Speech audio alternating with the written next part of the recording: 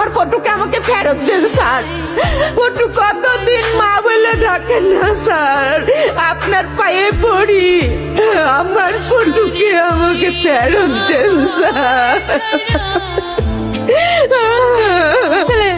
আমার ছেলে, আমার ছেলে, আমার ছেলেকে খুঁজে পাচ্ছি না ভাই, তোরা আমার ছেলেকে খুঁজে দে, আমার ছেলে খুঁজে পাচ্ছি না, ও খুঁজে দে আমার ছেলে, আমার ছেলে, আমার ছেলে, আমার ছেলে। আমার তো ব্যবসায় লালবাতি চলে গেছে রে।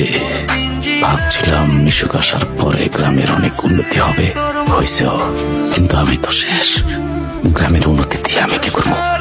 আমার উন্নতি তো বন্ধ হয়ে গেছে।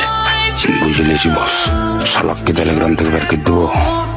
এইভাবে চলতে থাকলে তো ফকির হয়ে যাবো রে।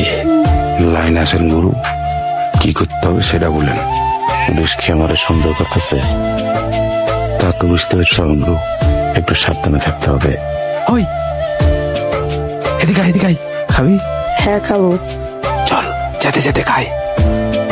বস টেনশন লিয়েন না, পেয়ে গেছি। হ্যাঁ তাড়াতাড়ি আয় বেটা। শোন, দেখিস কারো নজরে যেন না পড়িস। জলদি আয়, আয় বেটা আয়। বস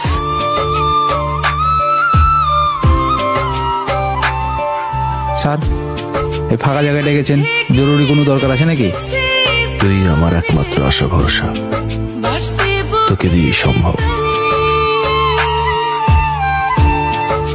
আমার কথা মন দিয়ে শোন লালু, আমি এই গ্রামে অনেক বড় একটা ধান্দা নিয়ে এসেছি, আর সেই ধান্দায় তুই আমাকে হেল্প করবি। এই গ্রামের সব বাচ্চা কাচ্চা আমার চাই। এগুলো কি বলছেন? পারবো না, পারবো না, না না পারবো না। পারবো বস, পারবো পারবো পারবো বস, পারবো। নে